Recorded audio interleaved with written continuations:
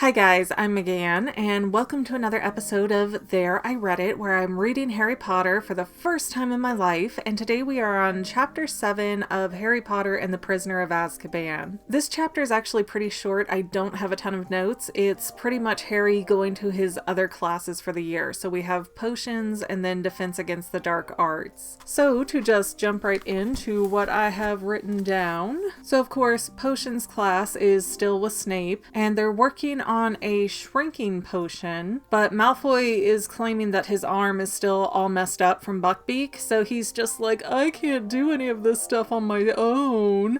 And so Snape's kind of like, okay, well, Weasley's gonna do this and Potter's gonna do that for you. And I'm really kind of curious, why does Snape even favor Draco Malfoy? Is it because he's in Slytherin house? Is it because of his dad? Is it because of some weird clique thing? Is it because Draco and Harry are enemies? I mean, what is the point of Snape always being like, oh, you're the best? He's a teacher. He should be professional, even if he is very fond of the children in his house because he knows them better. He should still be a good enough teacher to not let that be the only factor that matters. It's so petty and juvenile, and I don't really understand it. I mean, don't get me wrong, I understand that Snape just can't stand Harry, and I remember enough about the movies to really kind of know why-ish. Hopefully the book has a bit more explanation from what I can remember of the movies, but we'll see. But Snape's even so, oh, I hate Ron Weasley, and oh, I don't like that Hermione Granger who's a know-it-all, and he really hates Neville for no particular reason. I mean, I know Neville's a bit bumbly, but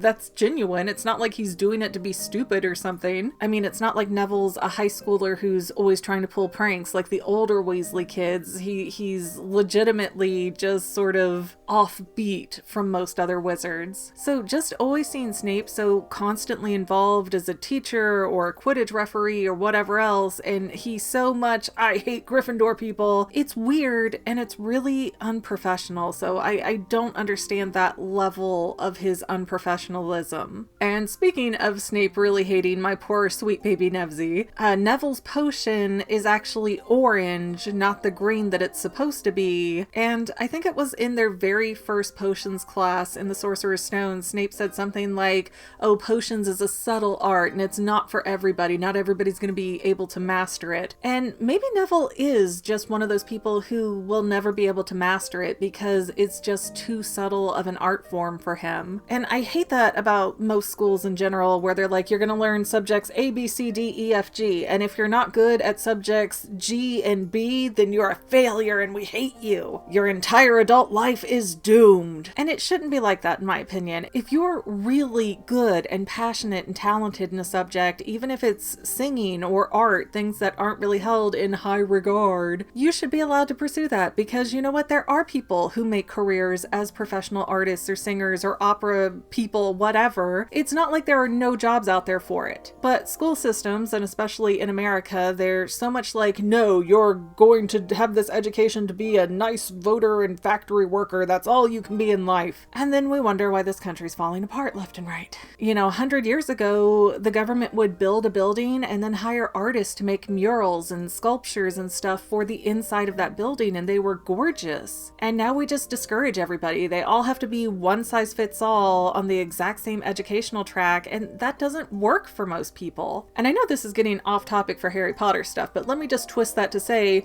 Neville baby, it is okay if you're not good at potions. You have things that you are good at, and I hope that you're able to pursue those and be great at those things. But then not only is Snape really hostile towards Gryffindor all the time, but he looks at Neville's potion and goes, okay, I'm gonna give you a few minutes to fix this, and then I'm gonna feed your potion to Trevor, which Trevor is Neville's pet frog. And clearly Snape knows that nothing good is gonna come from that potion if it's the wrong color, but he's willing to murder that frog just to prove a point. And that is so sadistic. I'm not here for that mess. Like, Snape has just put a bad taste in my mouth that I don't know that he'll ever be redeemable now. But Hermione is sitting next to Neville, and even though she's not supposed to help him, she's kind of like, hey, do this, do that, I'm gonna tell you under my breath so Snape doesn't know. So then Snape comes over, he gives the potion to Trevor the Frog, Trevor turns into a tadpole, so this isn't actually a shrinking potion, it's an age-reversing potion. And when said potion works the way it's supposed to, Snape gets mad and takes 5 points from Gryffindor because I don't really know. There's no legit reason. He's like, I told you not to help him, Hermione, but that's not really taking points away worthy, is it? Gryffindors are supposed to be brave, so standing up to somebody like Snape who's like, no, I want this frog to be poisoned and killed, seems pretty brave to me. So again, Snape is not putting a good taste in my mouth in this chapter. Like, I'm taking points from a house because I wasn't able to poison one of the kids' pets.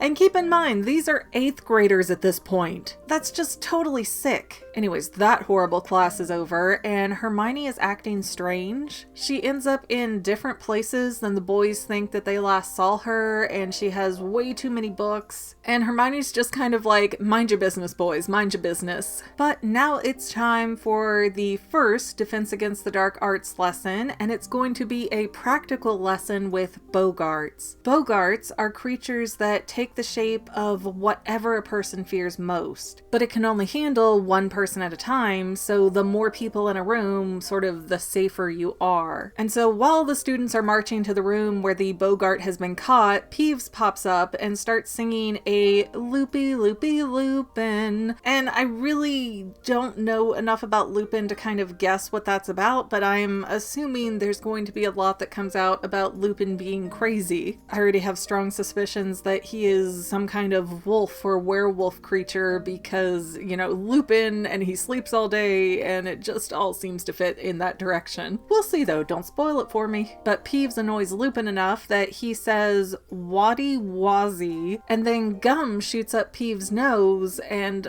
that confused me because I do not recognize poltergeists to be physical entities. So how did you get gum up a ghost's nose and get it to stick and embarrass the ghost and make him flitter away if he's not really physically in the same plane of existence as you? Words and such are hard. And so they get in the room with the Boggart, and Lupin actually ends up being a little confrontational with Snape. And he tells him that he believes in Neville and he thinks Neville is going to be the shining example of the Boggart class here. And so the trick of upsetting a Boggart is to laugh at it.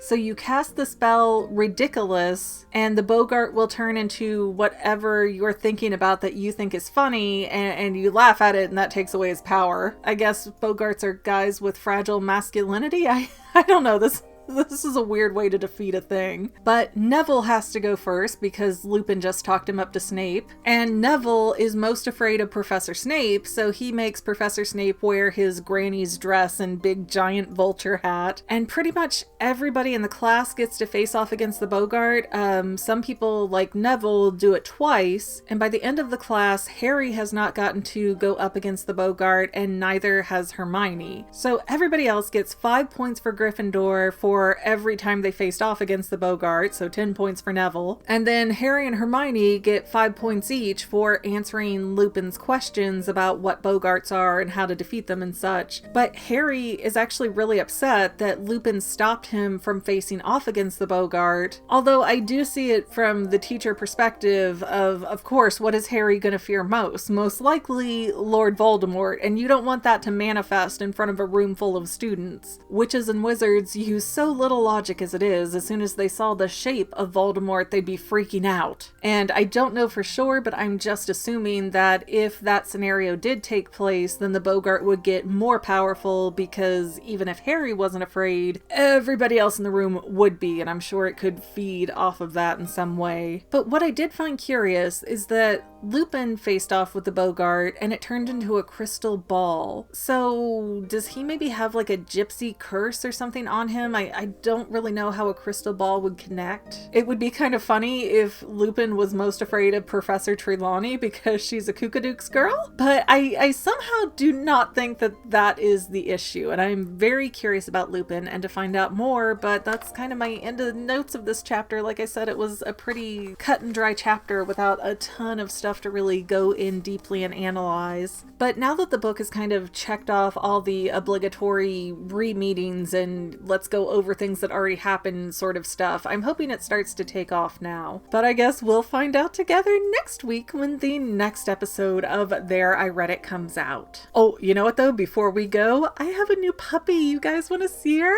You guys, I got a new pupperito. It's a Cavalier King Charles Spaniel. We call her Bean, short for Princess Tia Beanie Maria Beanie de la Rochambeau Grunkwitz. Yes, you're so sweet. She is 8 weeks and 2 days old. She is such a little tiny, her tail's a little bit scared. She does not like being off the floor too much. I know, I'll hold you in a minute. Just look up, can you look up? I'll hold you back here, can you look up? Yes, you're so cute. You're the cutest little puppers. You're sighing in my face. Uh-oh, Archie's about to catch me with the dog and be like, you got Bean, I want Bean. Busted! I actually have a full Welcome Home Bean video that was probably out back in January 2021. If you guys want to go check that out and see more of her playing as a puppy. She is such a quiet little gentle dog, and even when she does bark, she got up at 5:30 this morning and I thought like the dishwasher something was wrong with it because it sounded like something was squeaking, you know, something electric was squeaking. And it was her just going, yeah, you don't like me talking about you, do you? Can you look up? There we go, pretty puppy. It's the sweetest little puppy I've ever had. Usually puppies are so crazy trouble, and she's made a couple little messes. But we gotta work on the training for going outside, huh? But it's cold and you don't want to be out there. It's snowing right now. But oh my gosh, I've never had a dog this calm. And they apparently are a breed that only needs 20 minutes of exercise a day. I want your kisses, but not on my lips, okay? And I don't think you should eat my makeup either, because that probably would not make you feel good. Okay, you want to go? We'll go play. Okay, guys. Dog momming calls. So I'll show you one last cute little look up. One last cute little face of this little 8-week-old baby. I don't have any toys to hand you in here because this is my office and there are no toys for dogs. These are only for collector toys. And this is going to be really weird when this video comes out because right now it's January 5th, 2021, but I am currently on chapter 4 of book 2 in the There I Read It series. So this is going to be a full-grown dog by the time that this video comes out with her in it. But that's okay. You'll still be a cute little sweet teeny beanie baby to me. Mwah. Thank you guys so much for watching and for sticking around the derps with me and the little puppers. And we will see you next time, Fanily members. Bye! Well, Fanily members, we're almost done, but I want to invite you to hang out with me in some other places. I'm on Twitter and Instagram as my own personal self, and I have a Facebook page too, but I mostly just post photos over there. And sometimes people say, hey McGann, I want to mail you something. How do I do that? Easy. Just click the About tab on my channel page, and my most current P.O. Box info will be right there. I also run another channel, The Fanily. It's really a hodgepodge channel where we might post anything. Oh yeah, and I also sell shirts and stickers and stuff with the Fanily and the Fangirl logos. If that is your cup of tea, I have a link in every description of every video. Finally, if you want to help out the Fangirl channel and make sure I'm putting out video essays for years to come, the best way you can help is by subscribing and watching more of my videos, whether they're new, old, whatever. Maybe even share one or two on social media, help spread the word. People who watch to the end of videos like you helps to tell the site, hey, this is a good video, we should recommend it to other people. So if you made it this far, leave me a comment of something like, hey, I made it to the end. Love ya. See you next time, Fanily members.